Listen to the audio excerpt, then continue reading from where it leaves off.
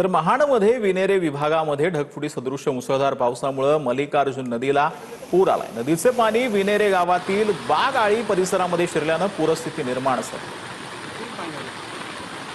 तर महाडमध्ये मुसळधार मल्लिकार्जुन नदीला पूर आलेला आहे। मुसळधार पावसामुळे हा संपूर्ण परिसर जलमय झाल्याची दृश्य आता समोर येतात।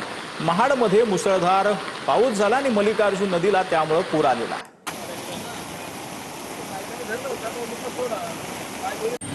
तर रायगडमध्ये देखील मुसळधार पावसाने जनजीवन विस्कळीत झालेलं आहे। माणगाव शहराला जोडणाऱ्या पुणे तामणी मार्गावरील निजामपूर शहर पाण्याखाली गेलं। बस स्थानकातही पाणी शिरलेलं, अनेक दुकानांमध्ये पाणी शिरल्याने व्यापाऱ्यांचं मोठं नुकसान झालं।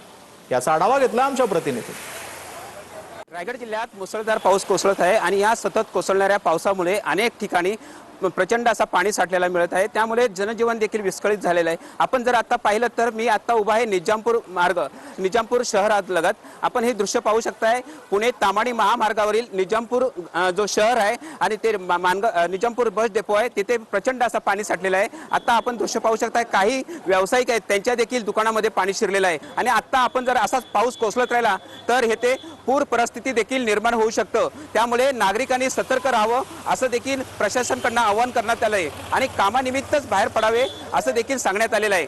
दीपक दपके, TV9 मराठी, रायगड।